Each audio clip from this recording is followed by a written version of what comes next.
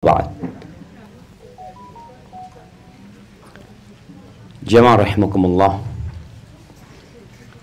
Pernah ada seorang yang meminta nasihat kepada seorang alim ulama. Dia mengatakan, "Ausini, kasih aku wasiat." Ternyata wasiatnya hanya satu. Dia mengatakan, "Mu'askarul maut yantadhiruna." Kata dia, tentara-tentara kematian menantimu, menunggu kita. Jadi kita semua yang sedang duduk di tempat ini sejatinya sedang menunggu antrian. Allah Azza wa Jalla mengatakan, "Kullu nafsin dha'iqatul maut." Semua yang bernyawa pasti merasakan kematian, tanpa terkecuali. Bahkan manusia yang paling dicintai Allah Azza wa Jalla, Nabi kita Muhammad alaihi salatu wassalam, beliau pun harus merasakan gelas kematian itu. Dan kalau kita membaca sejarah meninggalnya Nabi Muhammad sallallahu alaihi wasallam, beliau kira-kira 14 hari atau 13 hari sebelum meninggal dunia, beliau sakit parah ya. Di mana sakitnya itu membuat beliau tidak bisa ke masjid. Padahal rumahnya bersebelahan dengan masjid. Di saat Nabi mulai sakit, Rasulullah SAW itu masih membagi secara adil jatah malam istri-istrinya. Beliau dipapah sama Abbas bersama Ali bin Abi Thalib. Ke rumahnya fulana. Nanti mau maghrib diantarkan ke rumahnya fulana. Beliau padahal udah sakit, udah nggak bisa berdiri beliau sallallahu alaihi wasallam, nggak bisa jalan. Beliau bertanya, "Kapan aku di rumahnya Aisyah?" Sampai pada akhirnya istri-istri Nabi yang lainnya memberikan izin buat Nabi SAW untuk dirawat di rumahnya Aisyah. Subhanallah, di rumahnya Aisyah sakitnya semakin parah. Beliau pernah mau sholat, beliau tanya sama sahabatnya ketika itu sholat Isya. Insya Allah sholat Isya malam Jumat atau malam Sabtu. Karena Nabi SAW meninggal di hari Senin ya. Di tanggal 12 Rabiul Awal. Ya insya Allah kalau nggak malam Sabtu, malam Jumat. Ana lupa. Nabi SAW tanya, "Asallan nas, orang-orang udah sholat belum?" Kata para sahabat, "Innahum yantadhirunaka ya Rasulullah." Mereka belum sholat, mereka nungguin engkau. Kata Nabi SAW, "Siramkan air dari 7 kendi," kata Nabi SAW, dari 7 wadah air itu. Beliau duduk kayak di ember besar, lalu beliau disiramin. Beliau merasa agak seger ya Nabi SAW. Beliau bangkit, lalu beliau pingsan lagi SAW. Ditunggu sama sahabat, beliau siuman. Beliau tanya, "Asallan nas, orang udah sholat?" "Belum ya Rasulullah." "Hum yantadhiruna," mereka nungguin engkau ya Rasulullah. Akhirnya beliau udah gak kuat, berulang kali berusaha untuk mandi, tapi tetap saja ya, beliau tidak mampu untuk sholat berjamaah. Supaya kita tahu jamaah, itu makhluk yang paling dicintai Allah Azza wa Jalla. Ternyata dikasih penyakit yang sejatinya penyakit beliau itu double ya. Kalau manusia dikasih satu penyakit, Nabi SAW 2 kali lipat penyakit yang diberikan kepada Rasulullah SAW. Pernah salah satu sahabat membesuk Nabi SAW. Nabi sedang diselimutin. Ini sahabat pegang tubuh Nabi dari atas selimut.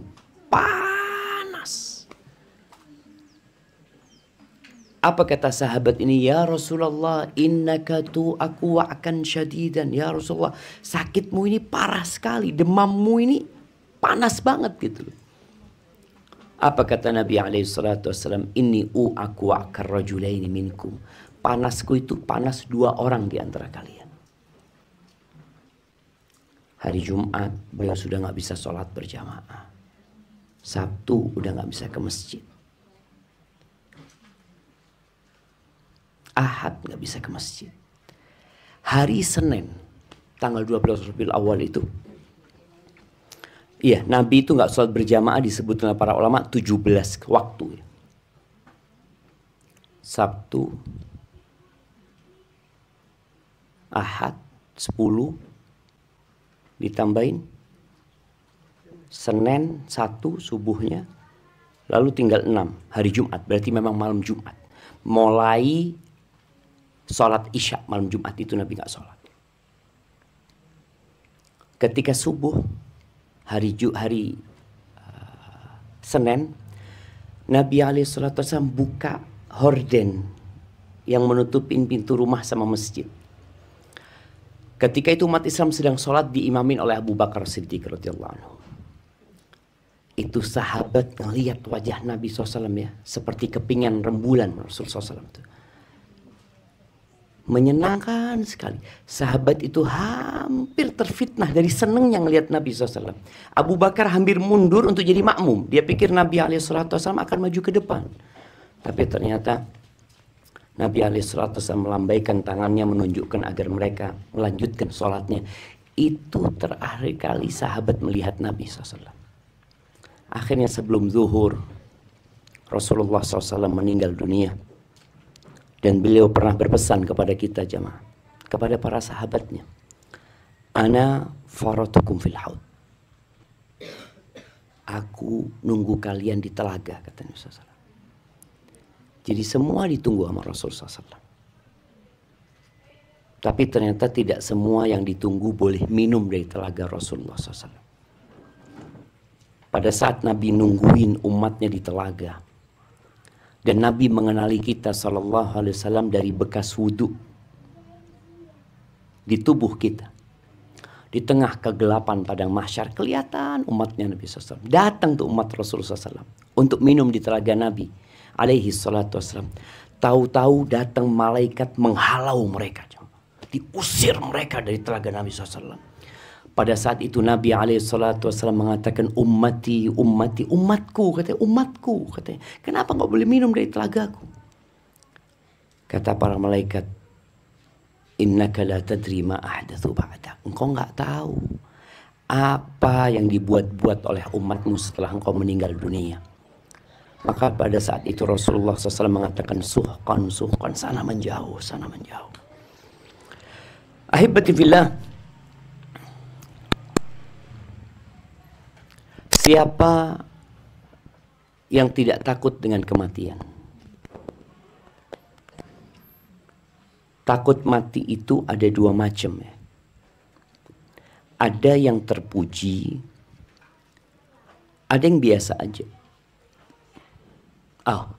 Ada yang tercela, ada yang biasa. Yang biasa itu ya tabiat manusia. Dia takut dengan kematian, makanya dia berobat. Ketika orang tuanya sakit, dilihat kondisinya kritis, dia khawatir orang tuanya meninggal, dia bawa ke rumah sakit dengan harapan diobatin agar tetap hidup. Kita pun ketika naik kendaraan, kita berusaha untuk hati-hati supaya jangan sampai terjadi tabrakan yang menyebabkan kematian. Itu hal yang wajar sebenarnya. Tapi ada takut mati yang tercela. Takut mati yang tercela itu adalah takut mati karena cinta kepada dunia. Ketika Rasul SAW mengatakan bahwa tada alaikumul umam ya, hampir umat ini mengeroyok kalian, umat-umat yang ada itu mengeroyok kalian. Kama tada'al akalatu ila qas'atiha, sebagaimana orang yang sedang makan nasi barengnya satu nampan saling manggil, ya Allah, ta'al. Maka para sahabat bertanya kepada Rasul SAW, awa min qillatin nahnu yawma idzin ya Rasulullah? Apakah kita dikeroyok oleh umat yang banyak itu karena jumlah kita sedikit? Kata Rasulullah SAW, bal antum yawma idzin katsir. Jumlah kalian pada waktu itu banyak. Banyak jumlah kalian. Terus kok bisa ya? Secara logika, orang yang sedikit dikeroyok sama orang yang banyak. Tapi mana mungkin, umpamanya ada 3 orang mengeroyok 10 orang. Itu nggak terjadi. Tapi ternyata terjadi dengan umat Nabi SAW.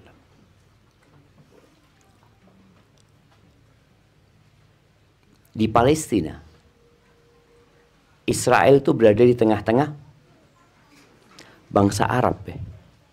Berapa jumlah penduduk Israel? Ada yang tahu? Coba dilihat. Anda juga nggak tahu berapa jumlah penduduk Israel. Nah, jumlah penduduk Israel. Penduduk Israel 9 juta. Iya, 9.400.000 kira-kira kan. Baik, jumlah penduduk Mesir.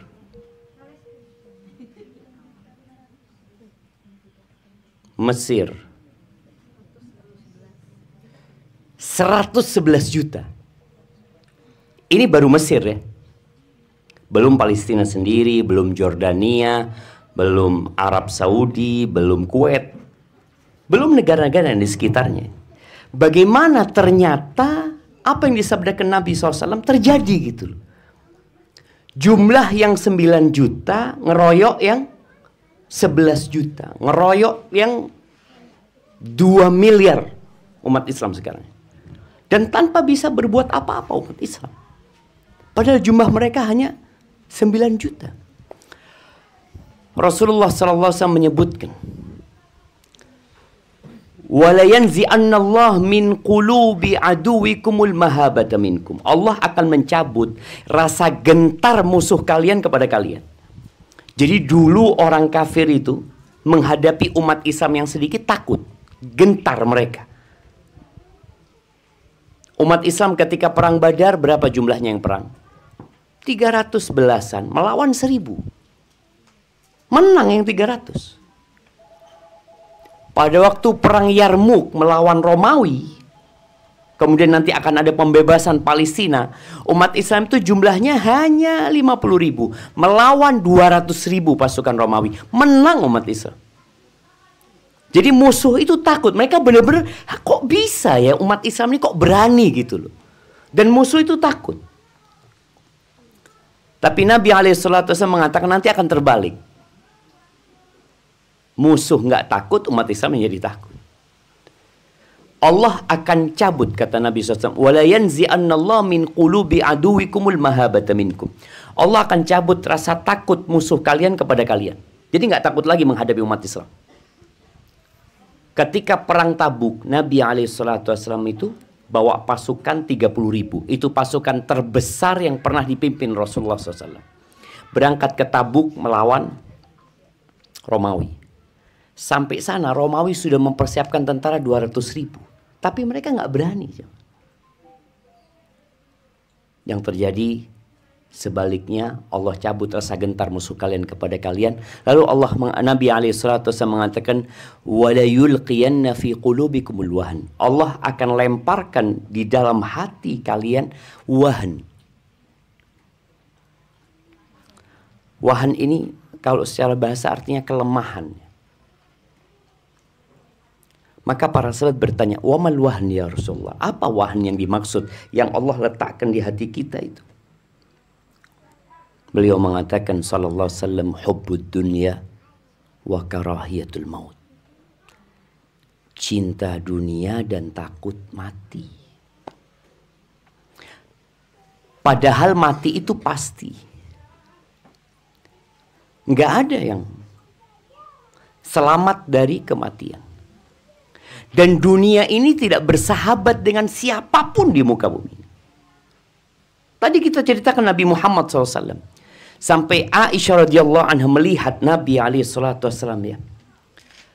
Dan ketika itu ada juga Fatimah putri Nabi SAW. Ketika lihat sakaratul maut Nabi SAW. Nabi mengatakan, ala inna lil mauti la sakarat.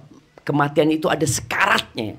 Ada sakit yang mendalam yang membuat orang jadi sadar nggak sadar. Dari sakitnya itu. Itu Fatimah mengatakan, wa karba abata, wa karba abata. Ya Allah, sulitnya abahku, sakitnya abahku ini kan. Itu Fatimah nggak tahan ngelihat Nabi SAW mau dicabut nyawanya. Lalu Nabi SAW mengatakan kepada Fatimah, la karba ala abika ba'dal yawm.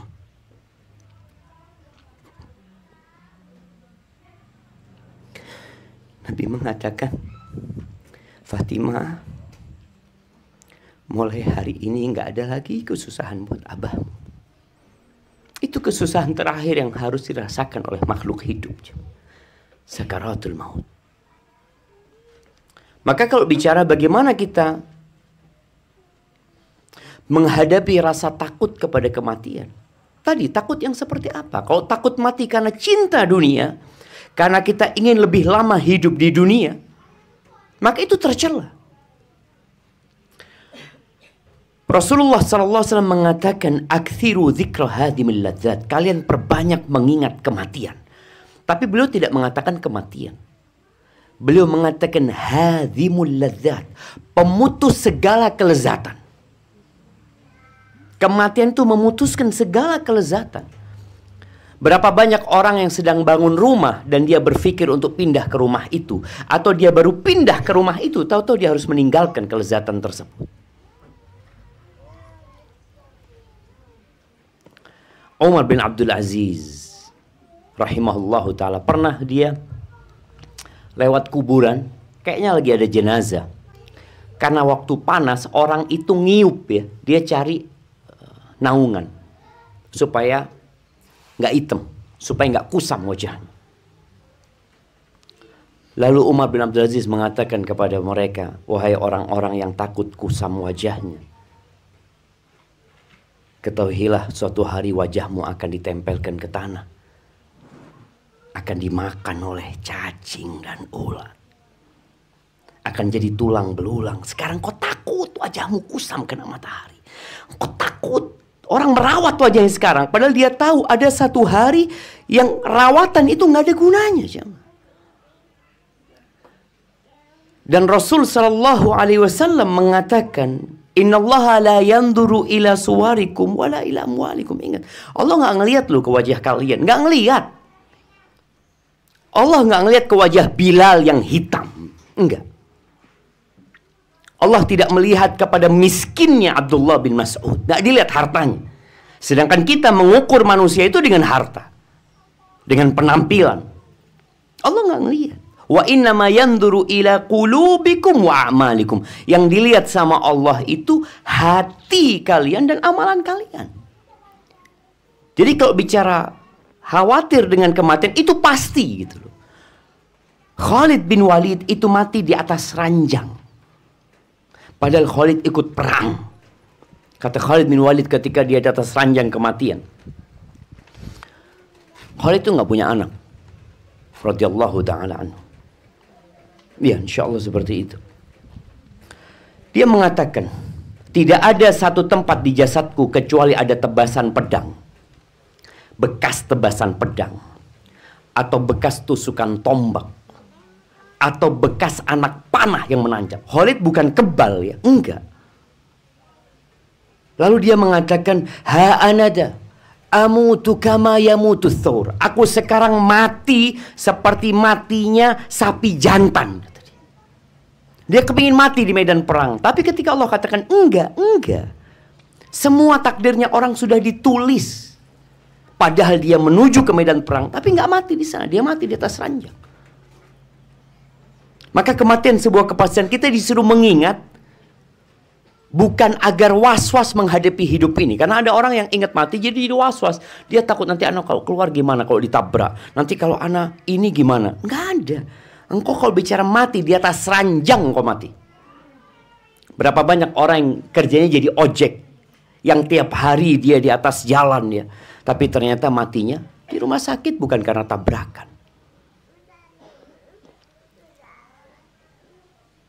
Rasul SAW menyuruh kita banyak mengingat pemutus kelezatan. Benar loh. Para ulama mencontohkan kalau bicara pemutus kelezatan. Bagaimana kalau seorang ibu lagi makan malam. Dia lagi makan malam bersama anak-anaknya.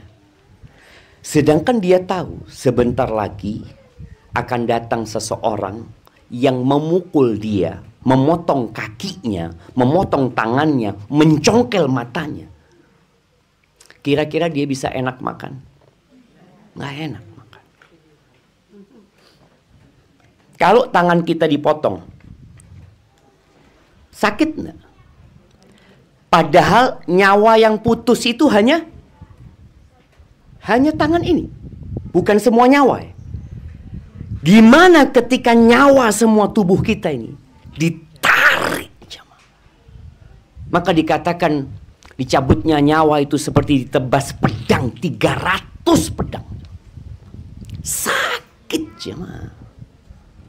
Bagaimana tidak sakit? Ruh ini sudah bergabung dengan tubuh kita puluhan tahun, menyatu. Sakit. Maka kita suruh banyak mengingat. Kenapa? Fa innaha tudzakirul akhirah. Mengingat kematian itu mengingatkan kepada akhirat. Rumah yang dibangun akan ditinggal gitu loh. Nah, ini kamarnya Walidati ini. Yang anak biasa di sana jenguk Walidati.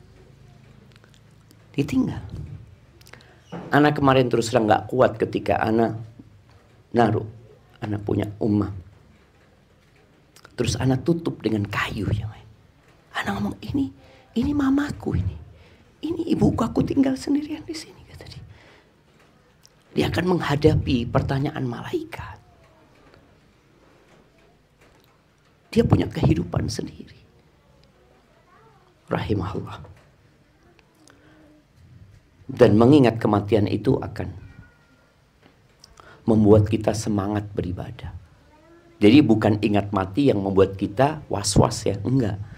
Jadi ingat mati yang membuat kita jadi sholatnya tepat waktu. Karena boleh jadi dia kalau nunda-nunda, ntar aku mati duluan. Paling enggak dia mati sudah sholat, sudah melaksanakan kewajiban. Mengingat kematian itu membuat kita qanaah dengan yang ada. Berapa banyak di antara kita itu selalu memandang kepada orang lain ya. Anak tadi masuk gang. Ibu-ibu waktu masuk gang menuju ke sini, sempit nggak gang itu? Sempit ya, kita nggak bisa salipan ya. Kayaknya orang yang tinggal di situ susah. Anak ngomong anak sama punya istri. Anak berhenti sebentar. Anak tadi anak ngomong, kok lihat jalan ini sempit ya? Anak berhentikan sedikit di gang yang kecil menuju perkampungan. Anak lebih kecil mana? Hanya sepeda motor yang bisa masuk ke sana. Tapi orang kalau ingat dengan kematian, dia akan qanaah gitu loh. Dia tidak akan berpikir, tidak akan menjadi orang yang ambisius. Enggak, aku sebentar lagi akan meninggal dunia gitu loh. Aku harus persiapan. Makanya pernah ada satu orang kaya di Australia ya. Mungkin ada yang ingat siapa namanya?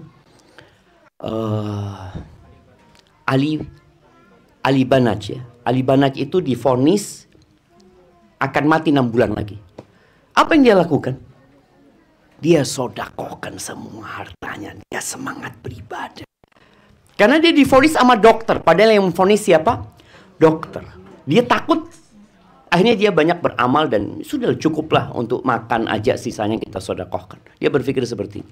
Padahal kita udah divonis mati sama Allah. Allah mengatakan innaka mayyitun wa innahum mayyitun. Engkau mayit. Engkau mati loh. Dan semuanya mati. Dan mengingat kematian itu akan membuat kita ya nggak terlalu panjang angan-angannya. Maka jamaah rahimakumullah,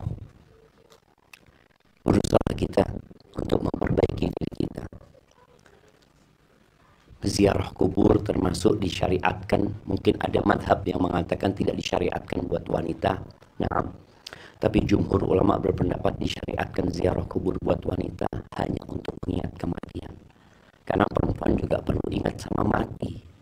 Jangan sampai kesibukan dia dengan dunianya membuat dia lalai, lupa. Dan orang yang tidak ingat mati, angan-angannya akan panjang. Dia kepingin ini, kepingin ini, kepingin ini. Dan malas beribadah. Dan menunda-nunda taubat. Barakallahu fiik, itu mungkin dapat Anda sampaikan. Semoga bermanfaat buat kita semua. Kita bisa lebih dekat sama Allah Azza wa Jal. Kalau ada pertanyaan, silahkan.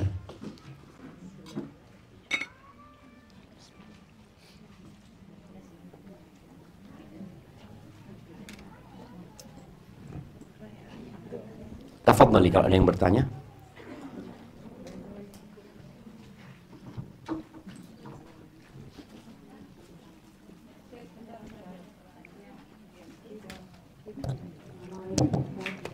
Waalaikumsalam warahmatullahi wabarakatuh. Makanya Ustaz, amalan untuk saya sudah meninggal agar tidak mendapatkan rasa kubur dan tanpa hisab masuk surga. Amalannya apa aja? Nah, jemaah rahimakumullah, hukum asalnya seorang itulah yang beramal, bukan orang lain yang beramal buat orang lain. Anak ini adalah hasil karya orang tuanya. Kata Nabi SAW, wal waladu min sa'yil walid, dan anak itu adalah usaha orang tuanya. Sehingga apa saja amalan kebajikan yang dilakukan anaknya, semoga orang tuanya dapat. Maka kalau pertanyaannya, amalan apa yang bisa dilakukan anak? Jadilah anak yang soleh. Tambahlah ibadahmu. Hafalkan Al-Quran. Karena kita tahu fadilah menghafal Al-Quran itu orang tua insya Allah akan dapat gitu. Sang anak yang menghafal, mungkin abahnya nggak bisa baca Quran, mungkin uminya nggak lancar baca Quran, tapi ketika sang anak hafal Quran dan mengamalkannya, insya Allah orang tuanya dapat. Yang kedua, doakan orang tua. Jangan berhenti mendoakan orang tua. Ketika Nabi SAW beliau menyebutkan amalan yang terputus buat anak Adam kecuali 3, beliau sebutkan salah satunya adalah walad soleh yad'ulau, anak soleh yang berdoa. Nggak semua anak ya, ada orang anaknya 10, tapi yang soleh cuma 1, yang doakan cuma 1 gitu loh. Yang 9 mungkin sibuk dengan dunianya.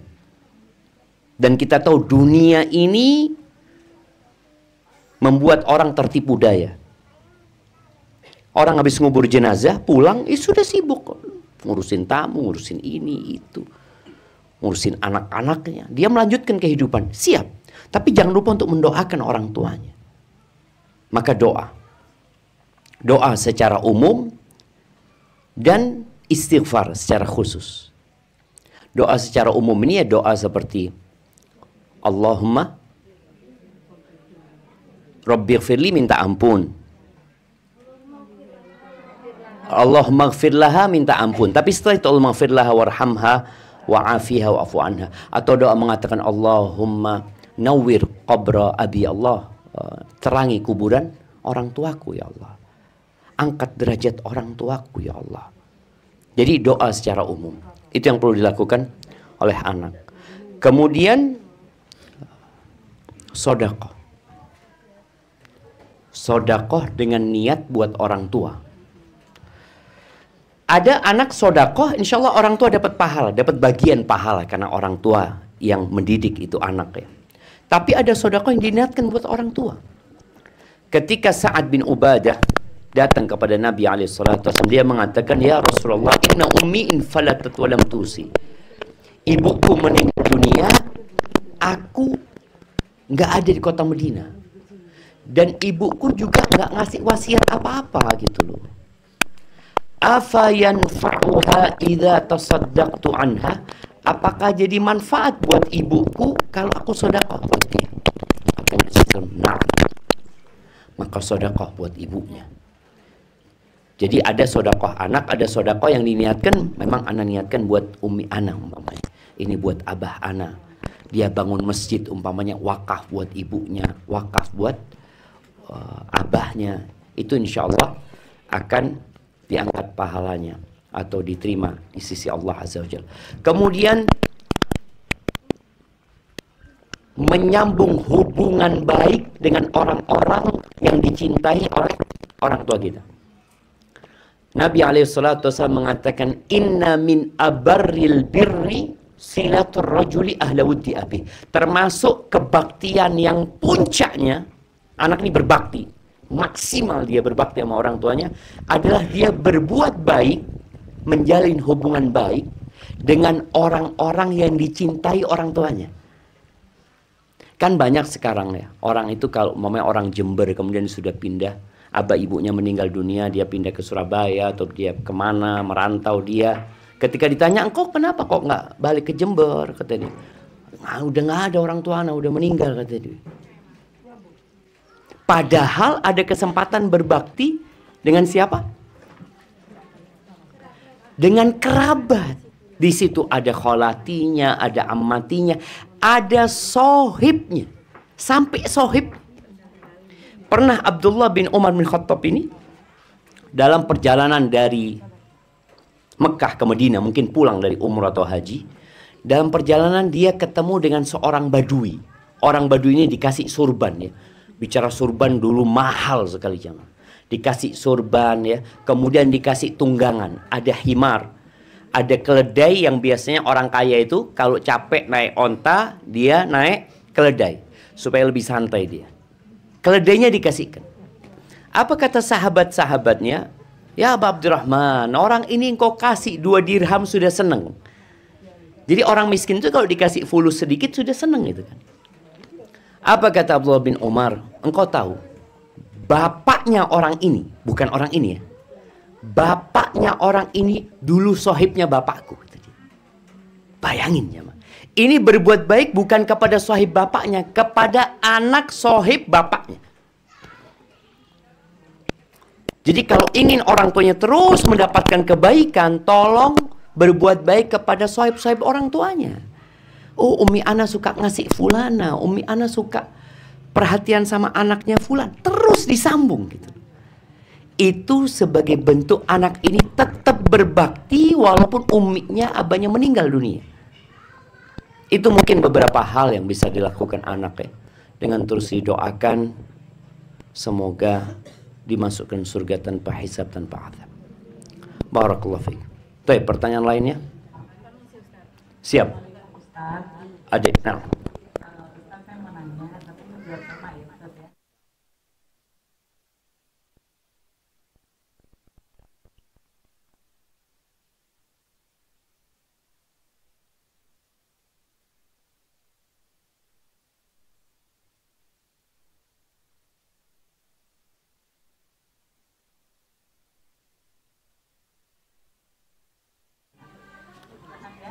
Allahumma amin.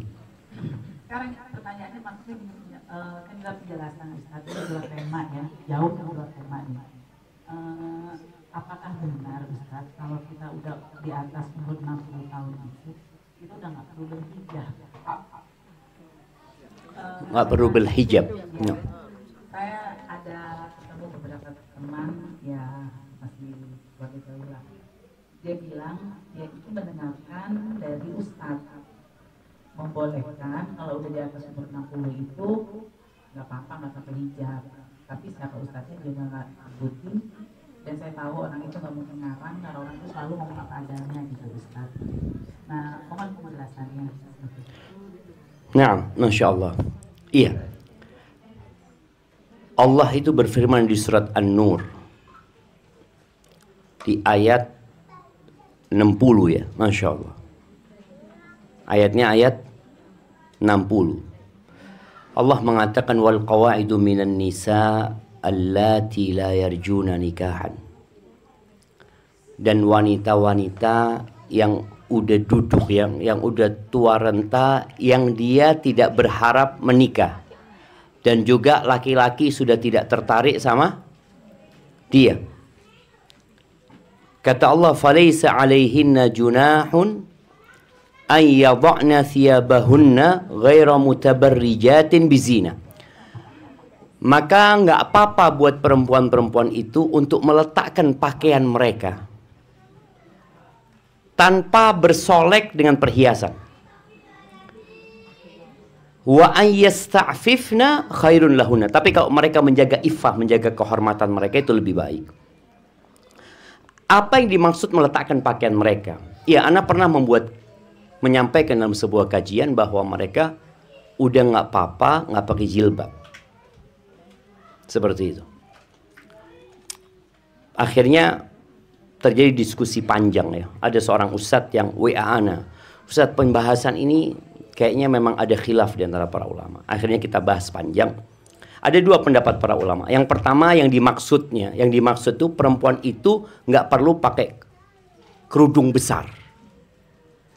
Dia boleh pakai kerudung yang kecil aja yang cukup menutup kepalanya. Tetap kepalanya itu ditutup. Itu pendapat yang pertama. Jadi bukan berarti dia lepas. Pendapat yang kedua, dia boleh nggak pakai kerudung sama sekali, tapi di rumah. Maksudnya di rumah ini ya orang tua sudah. Kadang kala ada tamunya, ada kerabatnya yang bukan mahram ya, yang datang. Tapi bukan untuk keluar.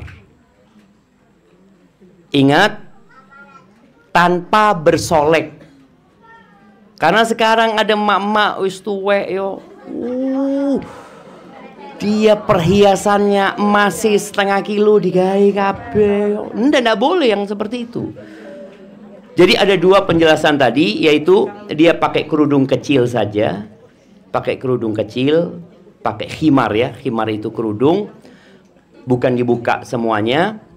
Tapi dengan catatan nggak boleh bersolek ya. Nggak boleh berhias, emas-emasannya nggak boleh dipakai. Kemudian pendapat yang kedua, dia boleh lepas semuanya, tapi di rumah. Maksudnya di rumah itu kalau dia tetap harus pakai kerudung, kadang-kala perempuan itu mungkin berjemur ya depan rumahnya. Kemudian tahu-tahu ada yang bukan mahramnya ngeliat ya, seperti itu.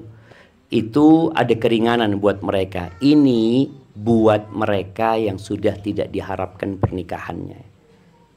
Bukan yang menupus ya, karena ada yang menafsirkan perempuan yang menupus, bukan. Ya mungkin seperti itu. Hadza wallahu a'lam bissawab. Naam, tafadhali.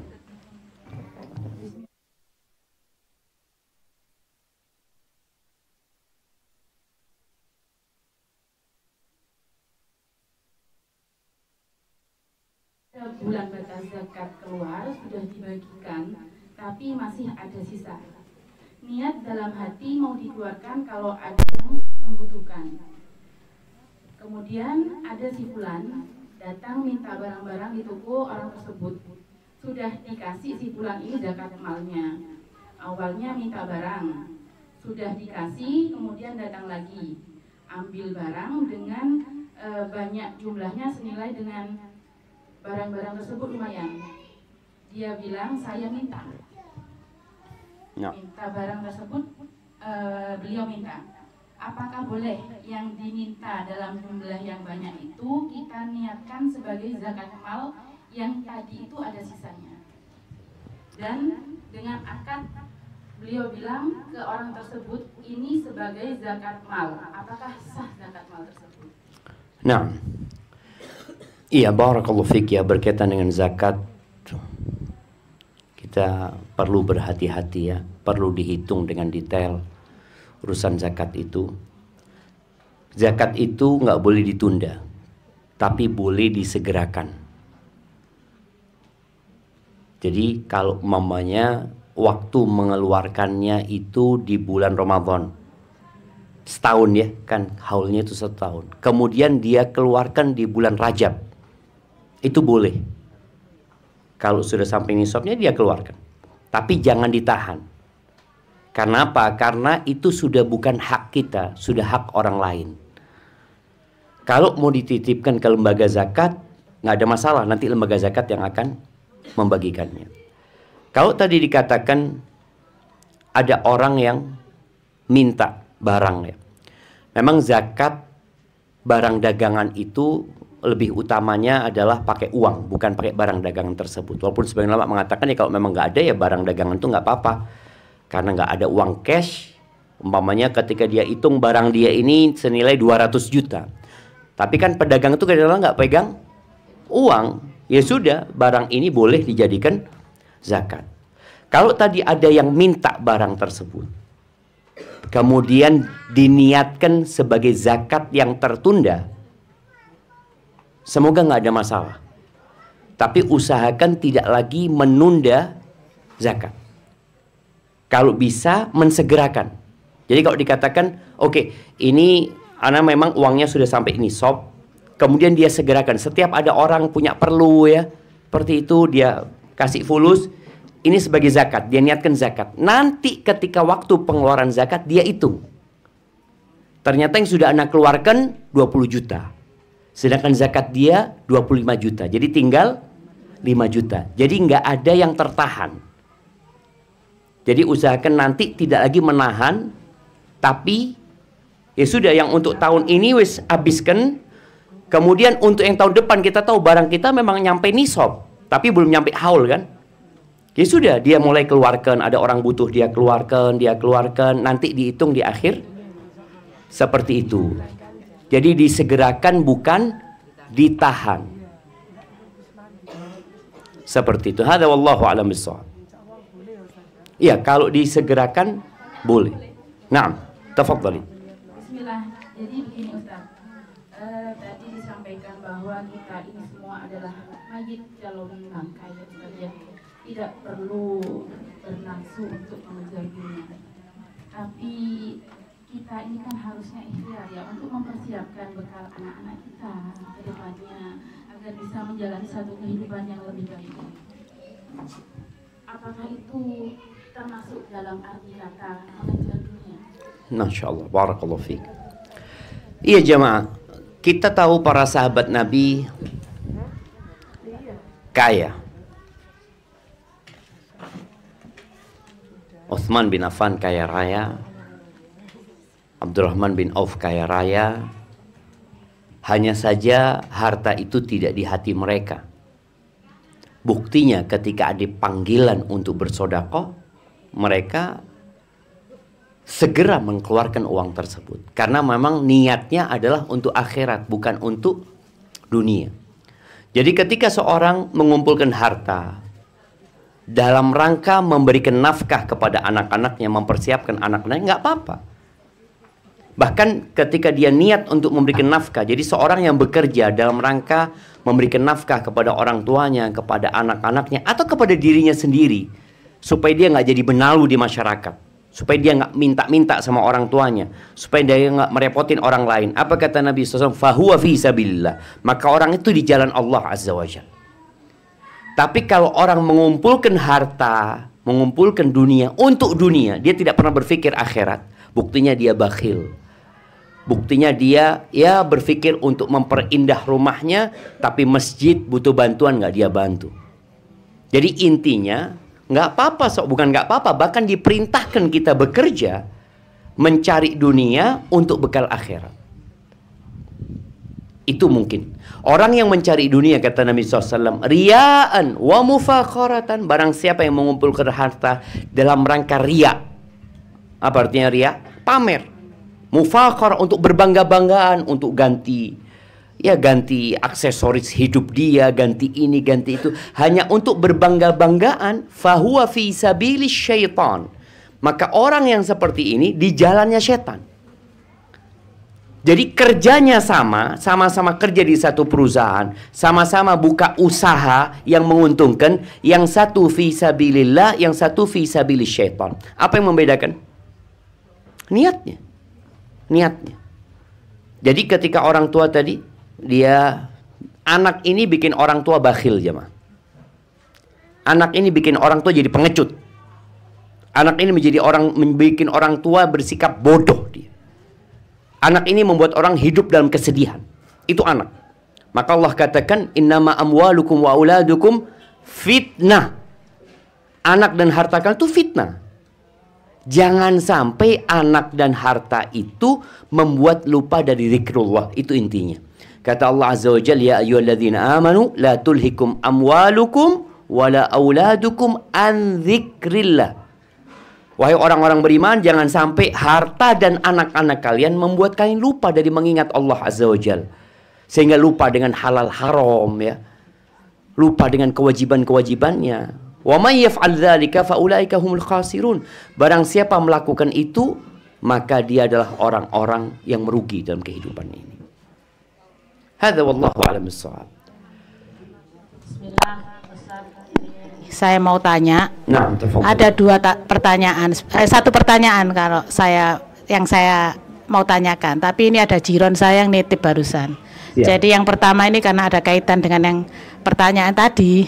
Ini dia tanya, kalau dia mendapatkan warisan, misalnya 50 juta atau 100 juta, apakah itu harus dizakati? Pertanyaan yang pertama, Ustadz, ya. Terus pertanyaan dari saya, Ustadz. Saya ini, Ustadz, hidup di kota Lawang, dan saya dididik ngaji di Nahdo, Bunyai.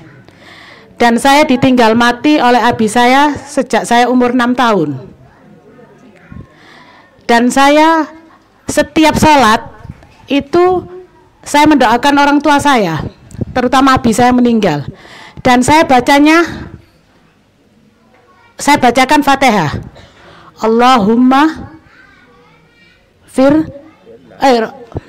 betul, sampai saya sekarang lupa, Ustadz, karena saya mulai dari dulu saya bacanya seperti ini ya. Kalau tidak salah saya tujukan Fatihah itu untuk abi saya, dan itu sampai saya besar. Dan setelah saya sekarang ini mendapatkan bahwa kalau mendoakan orang tua itu harus dengan istighfar.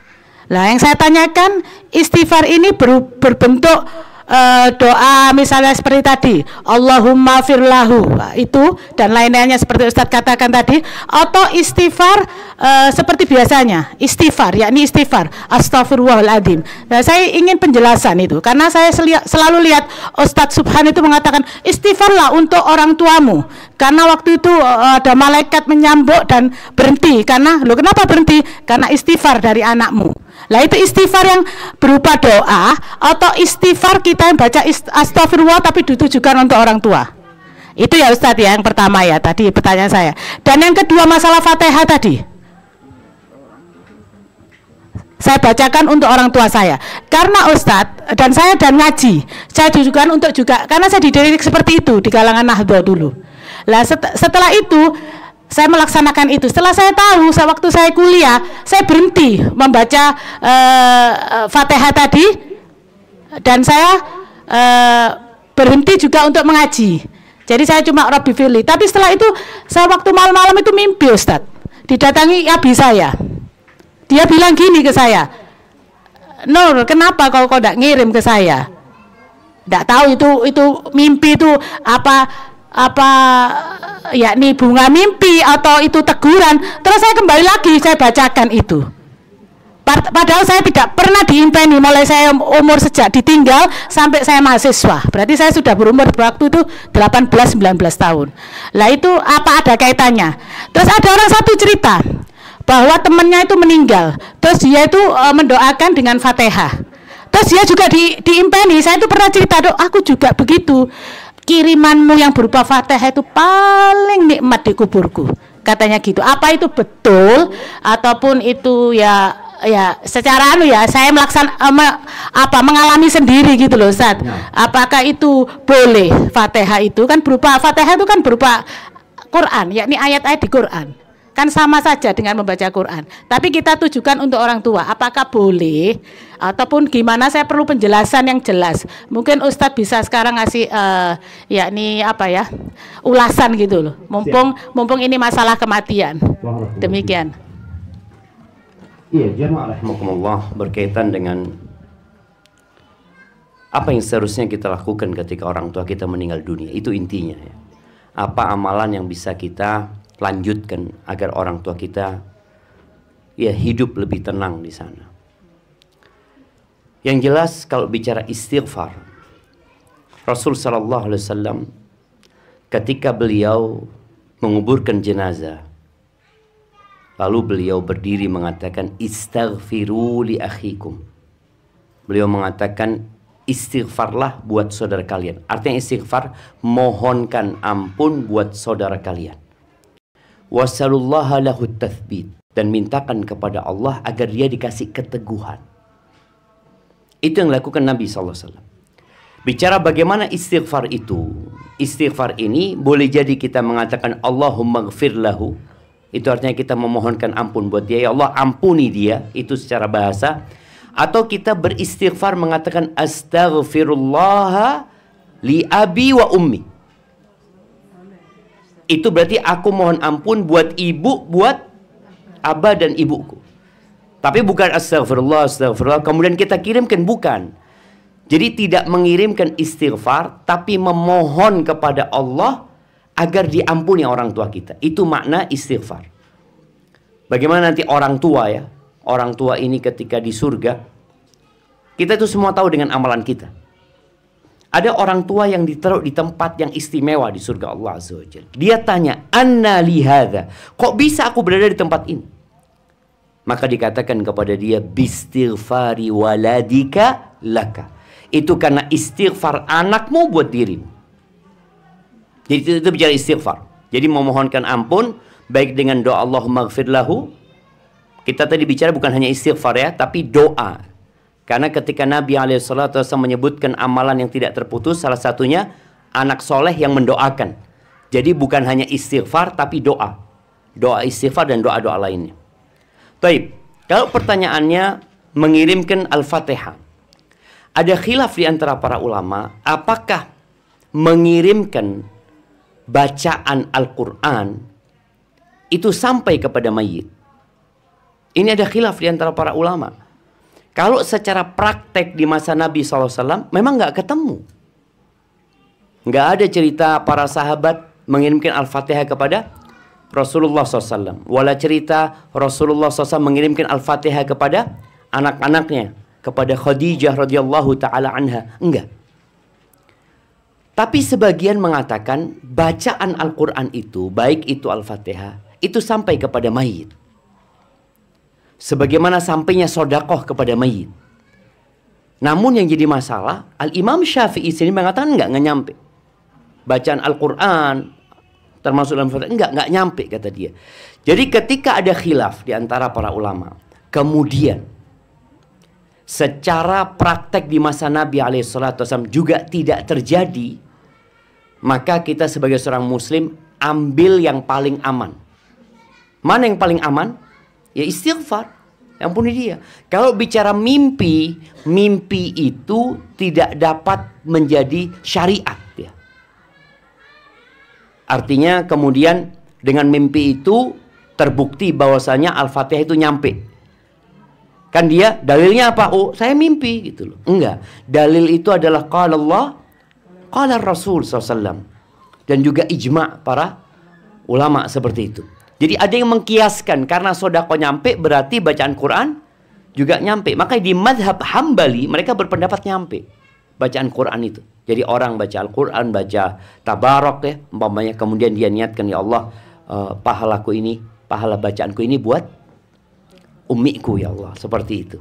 Jadi memang seperti itu. Semoga kita bisa lebih baik lagi sama orang tua kita. Nah, Durung sih warisan, dapat warisan. oh iya, pertanyaan tentang warisan ya. Iya, zakat ini ingat syaratnya zakat mal itu apa? Harus haul dan nisab. Kalau zakat itu atau warisan itu sudah sampai haul dan nisab, maka dikeluarkan. Tapi kalau enggak, umpamanya pembagian waris, abahnya meninggal dunia, 5 bulan kemudian dibagi warisnya. Dan abah sudah mengeluarkan zakat. Jadi 5 bulan ini kan belum sampai haul. Kemudian 50 juta juga belum sampai nisab. Jadi dikeluarkan kalau sampai nisab dan haul. Itu intinya. Kalau sampai haul tapi nggak sampai nisab, nggak wajib. Boleh jadi memang anak warisannya nggak banyak Ustaz, 50 juta. Tapi anak punya tabungan 50 juta juga gitu loh. Jadi ini digabungkan, nanti dilihat 100 juta itu sampai nisab apa enggak? Sekarang harga emas berapa? Oh enggak, lebih 1,2 dikali 85. Kalau memang sudah nyampe maka dikeluarkan zakatnya. Itu berkaitan dengan warisan. Jadi ada warisan yang ditunda 5 tahun tidak dibagi-bagi ya. Nah, itu nanti tiap tahun ada zakatnya. Itu perlu diperhatikan. Gimana? Oh ya, kalau berbentuk rumah itu dijual atau tidak? Kalau rumah itu dijual dengan bukan karena kebutuhan ya, tapi karena mencari keuntungan dari penjualan rumah tersebut. Karena ada orang memang yang jual rumah itu cari keuntungan. Ketika dia menjualnya sebagai barang dagangan, maka ada zakatnya. Tapi kalau dia jual enggak, kita bukan jual untuk cari keuntungan, tapi karena memang tidak punya fulus keluarga ini. Menjual itu untuk dibagi, maka nggak ada zakatnya. Seperti itu. Barakallahu fikum. Baik. Nah, pertanyaan terakhir mungkin. Kita kalau di dalam kubur itu katanya ada temennya gitu Ustaz, seperti jodohnya gitu Ustaz. Ada temennya? Iya, maksudnya itu katanya berupa amalan. Kalau amalnya bagus itu berupa cowok ganteng, kalau umpamanya yang perempuan yang kalau yang laki dapat cewek yang cantik, katanya gitu Ustaz. Apa benar Ustaz? Iya. Dan itu sampai kiamat ada terus apa gimana Ustaz? Ya Ustaz, terima kasih jazakumullah.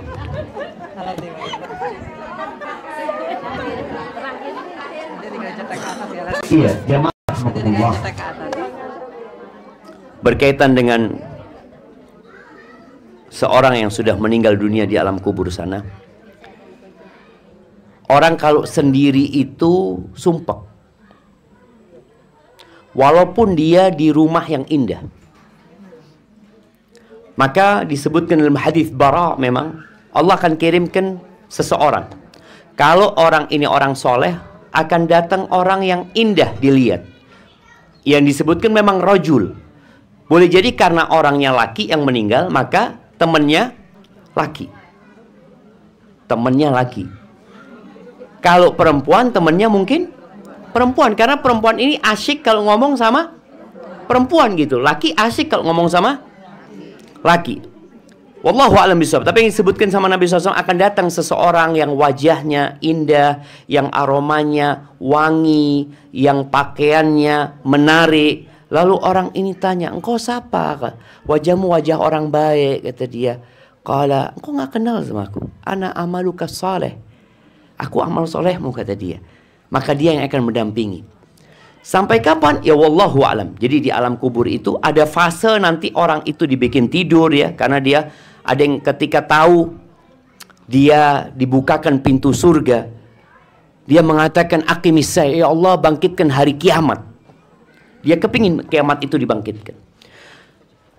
Karena dia kepingin masuk surga Allah Azza wa Jalla. Dan nanti ruhnya orang yang mati ini, kalau dia orang soleh, akan Allah letakkan di rongga burung-burung yang berwarna hijau. Tasrahu fi asjaril jannah. Dia akan berterbangan di pohon-pohon surga. Tapi kalau orang yang mati syahid, itu bebas terbang kemana saja. Karena ketika kita mati, semuanya tergantung amalannya. Jadi kira-kira seperti itu. Wallahu a'lam bishawab. Oke, satu pertanyaan. Naam.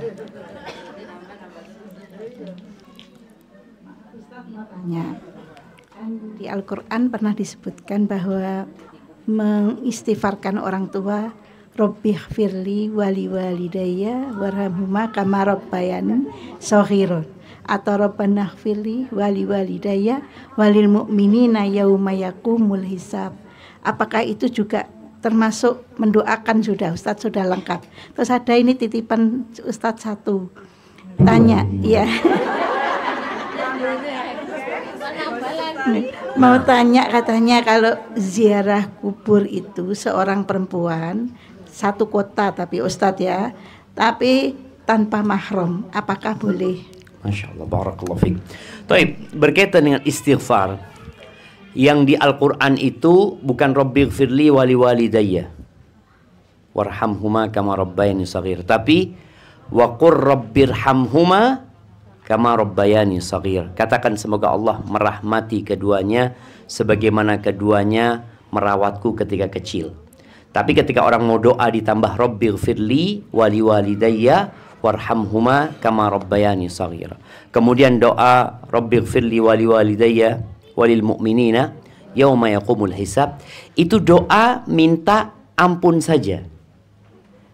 Tapi kan doa nggak harus itu saja. Kita bisa doa umpamanya Allahumma atiq riqaba abaina minan nar. Ya Allah, jauhkan lepaskan leher-leher orang tua kami dari api neraka. Selamatkan orang tua kami dari api neraka. Atau kita doa Allahumma a'ti walidayya afiyah fi quburihima. Ya Allah, kasih afiyah buat kedua orang tua kita di kuburannya. Jadi kalau rabbighfirli itu hanya minta ampun. Tapi kita doa lebih dari itu nggak apa-apa, dan tidak harus dengan bahasa Arab ya. Momennya ketika kita ingat sama orang tua kita, ingat dengan kebaikan-kebaikan orang tua kita, kemudian kita doakan, ya Allah luaskan kuburannya, ya Allah. Seperti itu. Nah, kemudian pertanyaan kedua, ziarah kubur. Iya. Jadi kalau bicara ziarah kubur atau ziarah ke rumahnya sohib pun, kalau tidak butuh safar, maka tidak butuh mahram. Tidak membutuhkan mahram. Mahram itu dibutuhkan ketika safar. Tapi buat yang ziarah kubur, tolong adab ziarah kubur dijaga. Karena ada perempuan ziarah kubur ya, kadangkala dengan pakaiannya yang tidak syar'i, seperti itu. Akhirnya orang di kuburan yang seharusnya ingat mati, ngelihat harim-harim ini, jadi dailing mati, seperti itu. Nah, itu perlu diperhatikan adab ziarah kubur. Dan tujuan kita ziarah kubur dua. Yang pertama apa? Ingat mati. Yang kedua mendoakan. Kalau doa itu bisa di mana saja. Ada sebuah hadis, ini sebagai penutup jamaah. Ada sebuah hadis yang diperselisihkan keabsahannya oleh para ulama, diriwayatkan oleh Ibnu Abdul Bar, bahwa orang kalau ziarah kubur itu, ke kuburan orang yang dikenal, orang itu akan mengenali. Ini hadis Ibnu Abdul Bar dan disahihkan oleh sebagian ulama. Maka ketika kita ziarah ke kubur orang tua kita, kita datang, maka orang tua kita akan mengenali kita menurut sebagian ulama berdasarkan hadis yang diriwayatkan Ibnu Abdul Bar. Tapi paling tidak kalaupun dia tidak mengenali kita, kita sudah mendoakan dia dan kita mengingat kematian itu sendiri jamaah. Barakallahu fiik, itu yang dapat Anda sampaikan. Kurang lebihnya mohon maaf. Kalau ada jawaban yang kurang jelas bisa ditanyakan kepada ustadz-ustadz lainnya. Subhanakallahumma bihamdika asyhadu an la ilaha illa anta astaghfiruka wa atubu ilaik. Assalamualaikum warahmatullahi wabarakatuh.